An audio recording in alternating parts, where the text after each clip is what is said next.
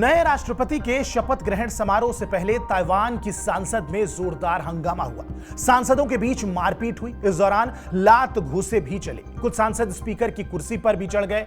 कोई किसी की टांग खींच रहा है तो कोई किसी को पटकता नजर आ रहा है। मौका पाकर एक सांसद बिल से जुड़ा दस्तावेज उठाकर भाग गया। ऐसा ही नजारा कुछ महीने पहले भारत के पड़ोसी देश मालदीव की संसद में भी देखने को मिला था। वहां नई कैबिनेट को मंजूरी देने को लेकर जमकर हाथापाई हुई। इस दौरान स्पीकर से भी अभद्रता की गई। ताइवान में भी मामला कुछ इसी तरह का है। दरअसल ताइवान की संसद में विपक्षी दल एक प्रस्ताव लाया है। इसके तहत सरकार के कामकाज पर निगरानी रखने के लिए विपक्ष को ज्यादा पावर देने की बात कही गई है। इसके अलावा संसद में झूठा बयान देने पर सरकारी अधिकारियों पर क्रिमिनल केस दर्ज किया जाएगा। अब समझिए कि आखिर ऐसा क्यों हो रहा है। दरअसल 20 मई को ताइवान के नए राष्ट्रपति लाई चिंग-ते का शपथ ग्रहण है, लेकिन उनकी पार्टी टीपीपी के पास अभी संसद में बहुमत नहीं है।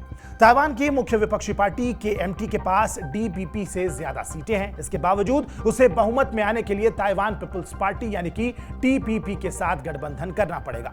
बहुमत में होने की वजह से विपक्षी पार्टी संसद में अपने सदस्यों को सरकार के ऊपर नजर बनाए रखने के लिए और ज्यादा पावर दिलवाना चाहती है। इस पर चिंग-ते की पार्टी डीपीपी का आरोप है कि विपक्ष संसद में जबरदस्ती बिल पास करवाने की कोशिश कर रहा है, जो कि संविधान का उल्लंघन है। डीपीपी के सांसदों ने मांग की है कि पहले बिल पर प्रक्रिया के तहत चर्चा करवाई जानी चाहिए। वहीं विपक्ष का आरोप है कि डीपीपी इस बिल को पास नहीं होने देना चाहती है, जिससे वो अपनी ताकत का गलत इस्तेमाल कर सके। इसी बिल पर वोटिंग से ठीक पहले नए राष्ट्रपति चिंग-ते की डेमोक्रेटिक प्रोग्रेसिव पार्टी और चीन समर्थक विपक्ष की कुमिंतांग पार्टी के सांसदों में झड़प हो गई। इसके बाद क्या हुआ ये हम सबने देखा है।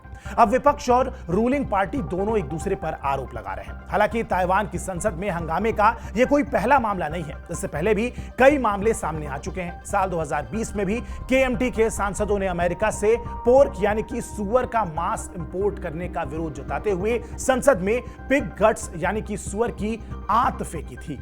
20 मई 2024 को मौजूद राष्ट्रपति साई इंग वेन का कार्यकाल खत्म हो रहा है। इससे पहले ताइवान का नया राष्ट्रपति चुना जा चुका है। जनवरी 2024 में हुए चुनाव में रूलिंग पार्टी के नेता विलियम लाई चिंग-ते ने जीत दर्ज की थी। ये वही नेता हैं जिन्हें मतदान के पहले चीन ने खतरनाक अलगाववादी कह दिया था।